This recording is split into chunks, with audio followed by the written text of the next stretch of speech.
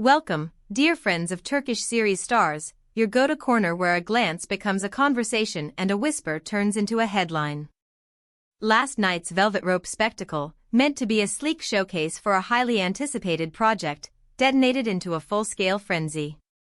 The moment the cameras began to flash, the names on everyone's lips were Cemre Arda, Melisa Dongal, and, catching everyone off guard with his sharp edge, Gökberk Ulusoy. What shifted a simple preview into a headline-making commotion? Why did the pre-show chatter drown out the series itself? And the question on every feed today, how will Cemre Arda answer the uproar crackling across social media?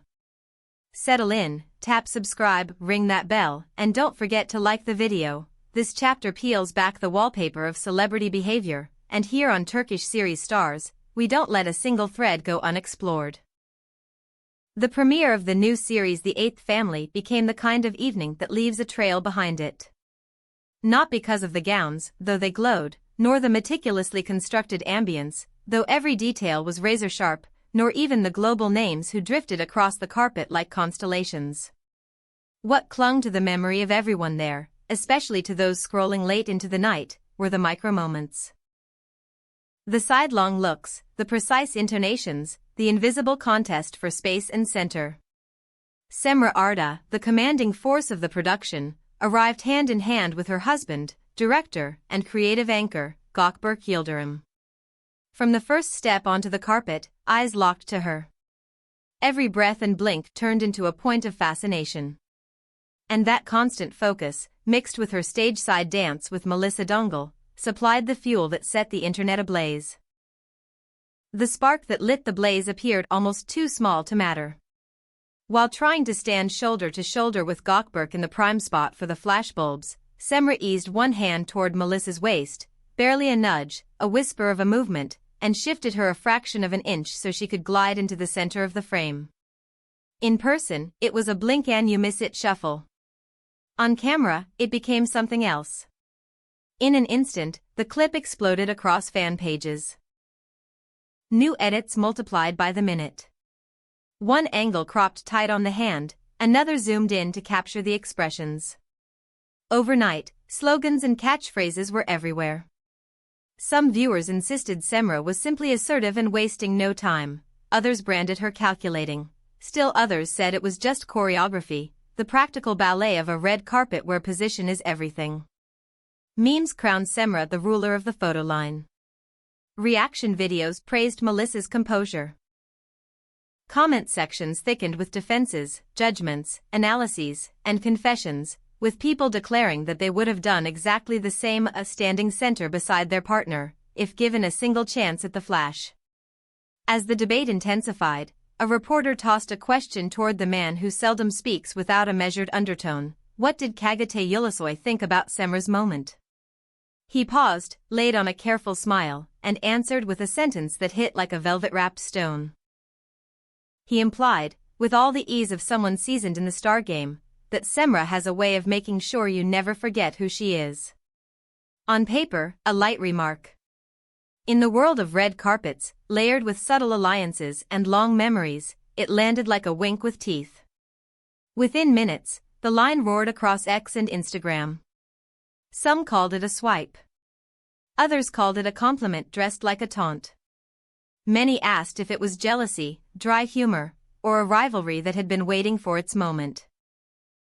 By the time the hour turned, the quote had spurred think pieces, threads, and quick-turn edits with dramatic soundtracks, as everyone tried to decode how a single sentence could carry so much weight. There was also the matter of what the cameras failed to capture in full. Those standing just beyond the velvet barrier swear that Cemre, eager to lock the perfect frame with her husband, urged photographers to hurry up. She wanted it tight, clean, definitive, the precise image that would set the tone for the night. For some, that urgency looked like leadership, for others, it became a sign of control. Meanwhile, Melissa maintained an air of serene professionalism, neither stiff nor shaken, almost floating across the carpet as though she had been born under its lights. The split-screen picture, Cemre's intensity and Melissa's composure, poured gasoline on the narrative.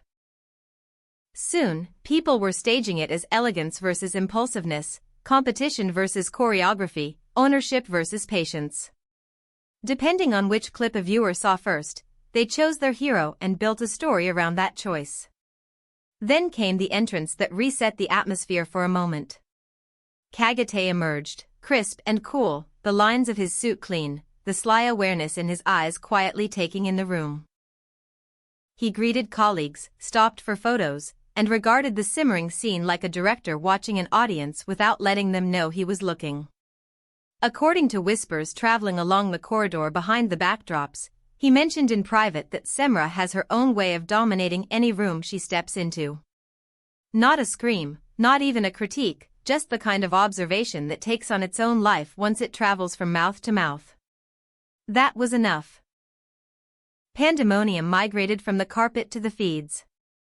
Overnight live streams popped up to unpack the dynamics frame by frame. Editors compiled charts of timing and facial micro-reactions. Fan accounts shared new montages pairing Cemre with the title queen of the frame, sometimes cheeky, sometimes reverent, always viral.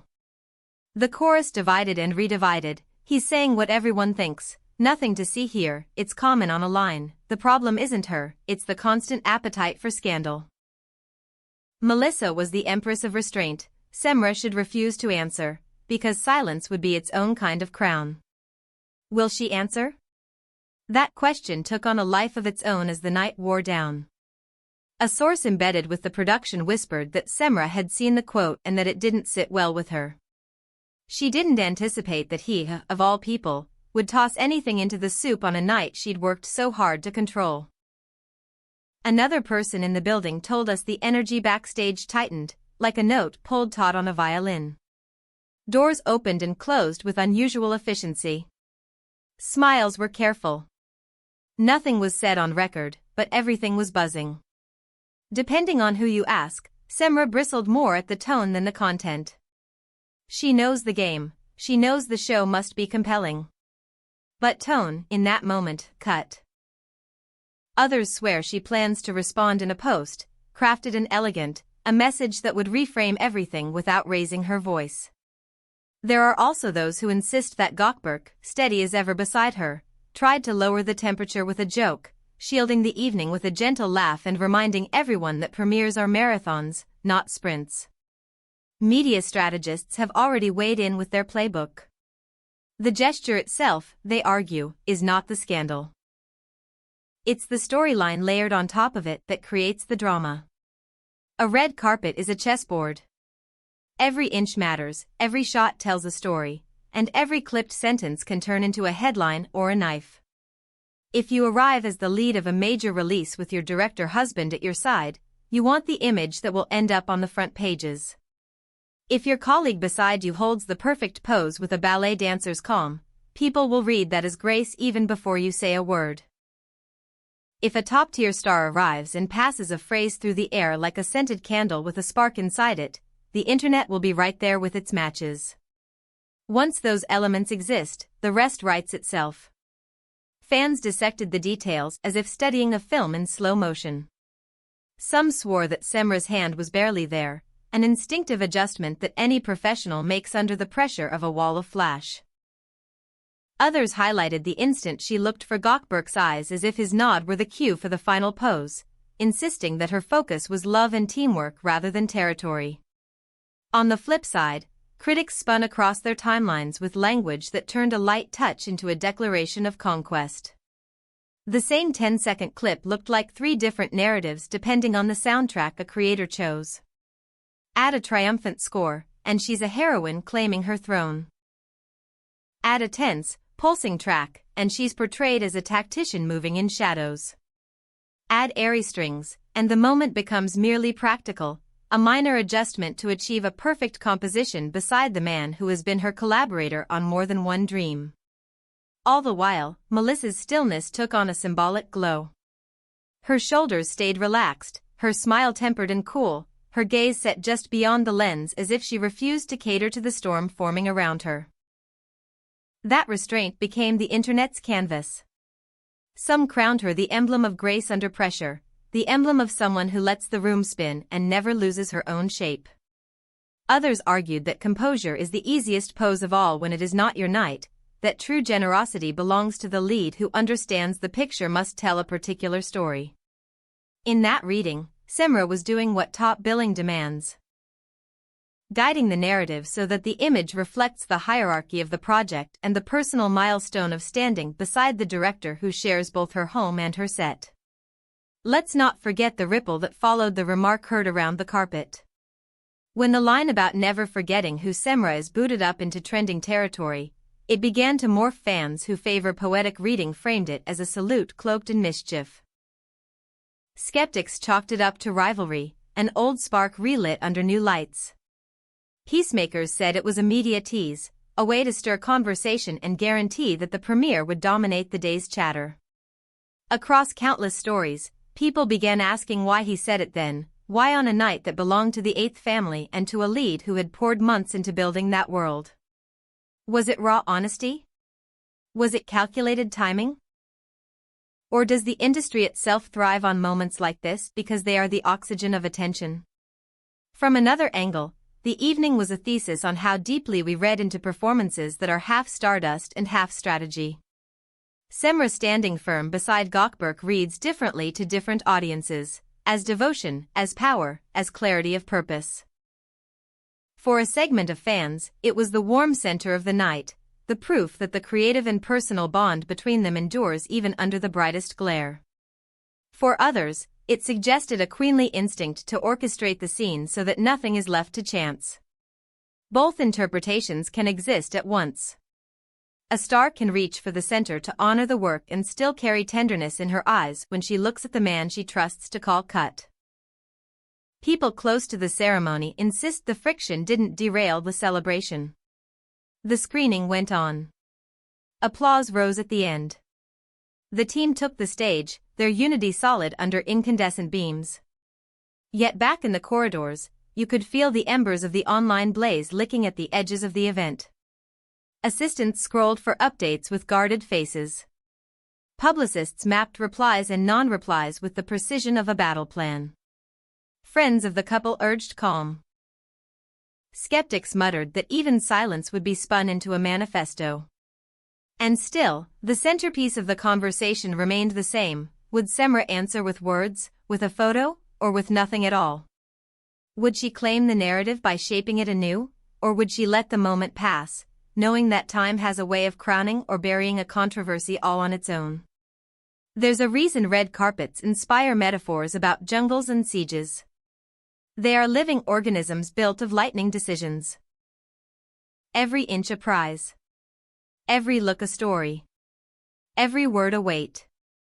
Last night, the elements fell into an irresistible pattern, a beloved lead, a co-star radiating calm, an admired actor adding a precisely ambiguous observation, and a crowd ready to examine the smallest nuance like a clue dropped in a mystery.